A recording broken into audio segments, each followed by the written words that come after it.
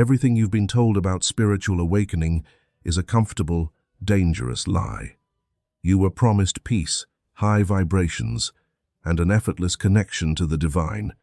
But instead, you are sitting in the wreckage of your life, feeling more disconnected, more depressed, and more terrified than before you ever started this journey. You feel like you are losing your mind, and that is exactly what is supposed to happen. In the cryptic language of alchemy, Carl Jung identified this brutal descent as Nigredo, the blackening. It is the moment your ego begins to putrefy and rot. Most seekers hit this wall and flee back to the safety of their old illusions, convinced they've failed or gone backward. But what if the very darkness you are trying to escape is the only evidence that your transformation is actually working?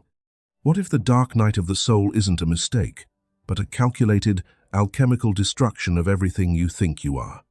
If you don't understand the mechanics of this psychological decomposition, you will stay trapped in the rot forever. But if you can survive the blackening of the soul, you find the one thing the love and light gurus are too afraid to tell you about, the psychological gold hidden at the absolute bottom of the abyss. To reach the light, you must first learn how to rot. This is the reality of the Nigredo. The modern wellness industry has lied to you. It has turned spiritual growth into a consumer product, something you buy with a jade roller, a $90 yoga mat, or a weekend retreat. But the ancient alchemists weren't interior designers. They were spiritual chemists who understood that before you get the gold, you have to deal with the lead. Lead is heavy, it's cold, it's toxic. And right now that lead is sitting in your chest. When Carl Jung brought these ancient symbols into modern psychology, he realized that the Nigredo isn't just a metaphorical phase. It's a biological and psychological necessity. Imagine a seed. For that seed to become a tree, it doesn't just grow. First, it has to be buried in the cold dark, under the crushing weight of the earth. Then, the shell, the only identity the seed has ever known, must crack and literally rot away. If the seed fought to keep its shell intact, it would never become anything more than a hard, dead thing. You are that seed. And the comfortable life you built, the personality you spent decades perfecting, the you that everyone likes, that is the shell. The Nigredo is the moment the shell breaks. This is why you feel a sudden, inexplicable sense of grief.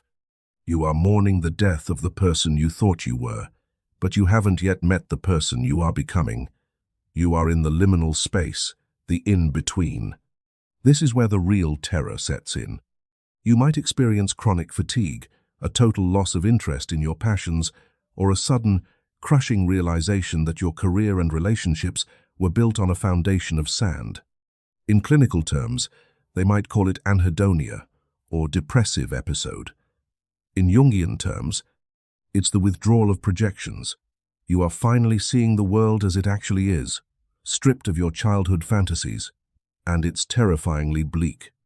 But here is where the love and light gurus lead you into a deadly trap. They tell you to raise your vibration, to escape the darkness. They tell you to choose joy, or manifest your way out of the hole. They treat the darkness like a demon to be exorcised. But here is the truth that will change everything. The darkness isn't blocking your path. The darkness is the path. You aren't falling into a hole, you are falling into a furnace. And if you try to high vibe your way out of it, you aren't saving yourself, you are actually sabotaging your own evolution.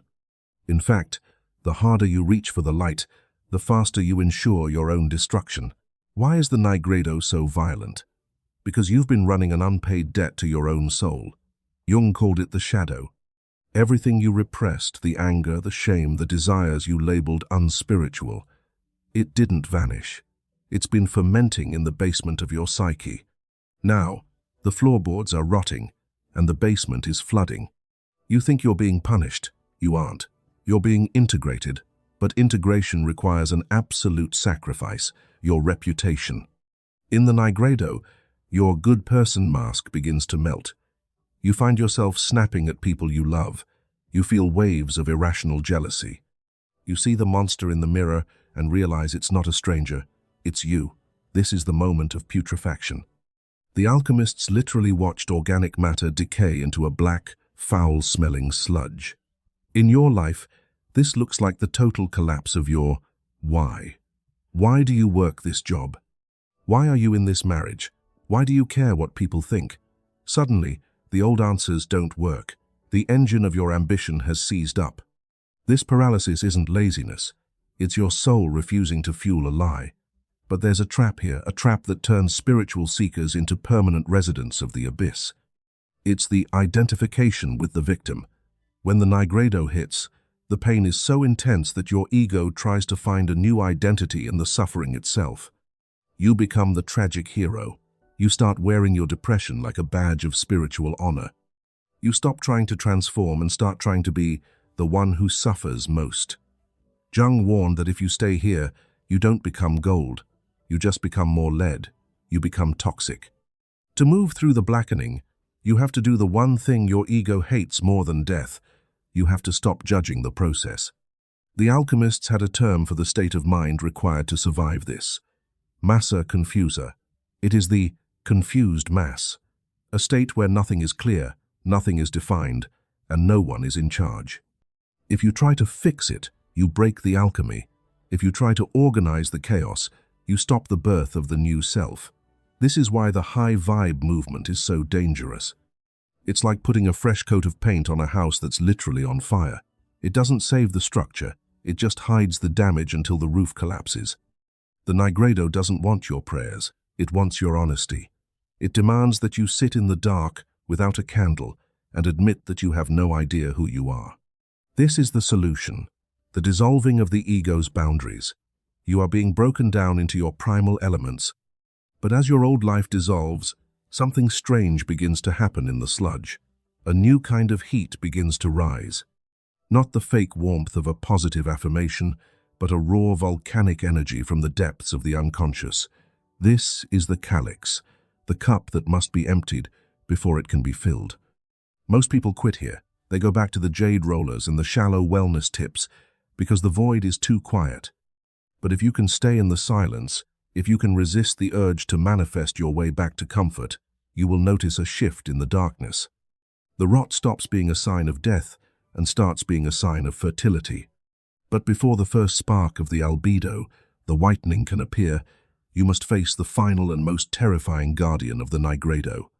You have to face the realization that the version of God or universe you've been praying to was just another projection of your ego. You aren't just losing your life, you are losing your religion, and it's only when you are truly, spiritually orphaned that the real work begins. This spiritual orphanhood is not a death sentence, it is your graduation. When you finally stop looking at the sky for a savior and stop looking at the wellness industry for a roadmap, you do the one thing the ego has spent a lifetime avoiding. You stand entirely alone in the void. And in that absolute solitude, the alchemy shifts. The heat of the furnace stops burning you and starts forging you. The alchemists called this next movement the albedo, the whitening. But it does not come because you raised your vibration. It comes because you finally stopped fighting the gravity of your own truth. The gold you were promised isn't a life of permanent happiness or a bank account full of manifested wealth. The gold is sovereignty. It is the terrifying, beautiful realization that you are no longer a victim of your shadow, but the master of it. You spent your life terrified of the monster in the mirror, but through the Nigredo, you realize the monster was just a discarded part of your own power, screaming to be let back in. When you stop judging the rot becomes compost. The lead in your chest, that heavy, toxic grief, doesn't disappear. It transforms. It becomes the weight that anchors you to reality. It becomes the depth of your empathy, the sharpness of your intuition, and the unshakable strength of a person who has seen the bottom of the abyss and realized they are the ones holding the light. The love and light gurus want you to believe that the goal is to transcend the human experience. Jung knew better. The goal is to integrate it. To be whole is to be both the light and the shadow, the saint and the sinner, the seed and the soil. You are not broken and in need of a fix. You are dissolved and in the process of a rebirth. The terrifying silence you feel right now isn't the absence of God. It is the presence of your own soul, waiting for you to recognize it. You had to lose your mind to find your spirit. You had to lose your life to find yourself. This is the ultimate paradox of the Nigredo. The darkness didn't come to swallow you. It came to provide the only environment where your true, indestructible nature could finally grow. You didn't fall into a hole. You fell into the womb of your own becoming. Now, strip away the last of the ash. Look at the wreckage of your life not as a tragedy, but as the raw material for your masterpiece. You have survived the blackening. You have learned how to rot. And now, finally, you are ready to shine. But the albedo, this whitening of the soul, is not a finish line. It is a discipline. It is the moment you stop being a passenger in your own life and become the architect of your own psyche. The world outside will continue to demand that you return to the safety of the shell, offering you the same shallow distractions and feel-good delusions that kept you trapped in the leaden weight of the ego.